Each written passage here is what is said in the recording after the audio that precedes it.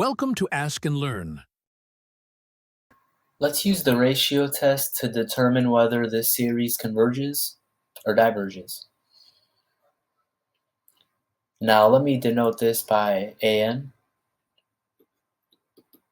Then you could go ahead and write out the following for the ratio test.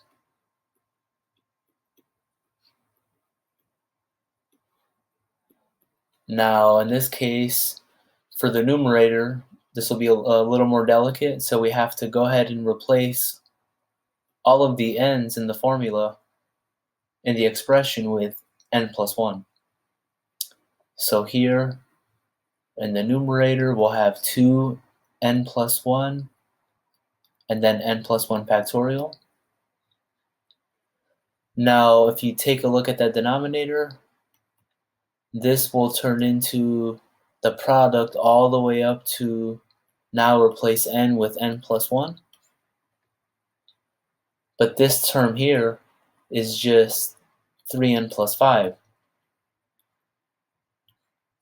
So that means that in the denominator, we'll have 5, 8, and we'll also have 3n plus 2 right before we have 3n plus 5. And the reason I know 3n plus 2 will appear is because the terms are increasing by 3 each time. And these last two terms differ by 3. And we'll see in a moment why that's important, why that's an important fact. Now in the denominator, we just have our usual AN here. So just go ahead and put that back in.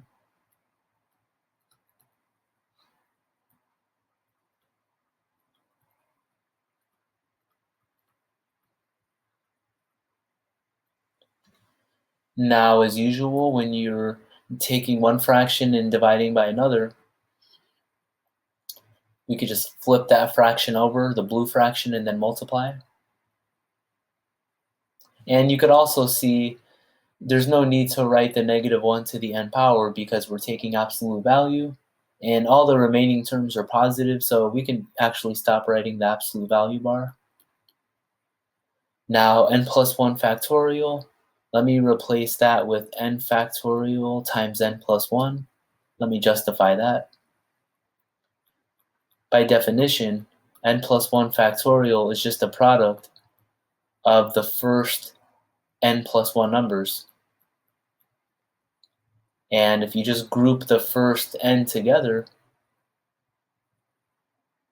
so that's a product there multiplied. Sorry, that looks like a subtraction, but this should be multiplication here.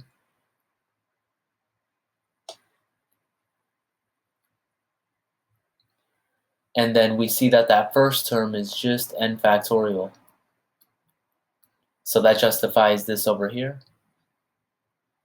And then denominator, I'll keep that as it is.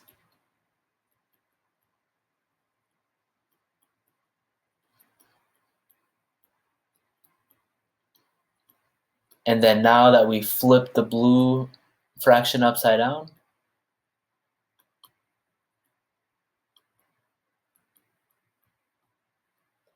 and now you can see why it was important before to write out this 3n plus 2 term. And the reason for now is because we can cancel this 5, 8, all the way up to 3n plus 2 will cancel nicely with these same terms in the denominator. Also, the reason for using this fact over here about the factorials is that I could cancel this n factorial with this other n factorial. And we have some more cancellation here. We could take off this 2 to the n with this one up here, and we're still left with a 2 on top. So we'll end up with limit n goes to infinity, 2, still have n plus 1 there, and on the bottom, all left over is 3n plus 5. And at this point, you could replace the n's with the x and use L'Hopital's rule if you want. In either case, you see that this limit is 2 over 3, which is less than 1, so we conclude by the ratio test that the series converges.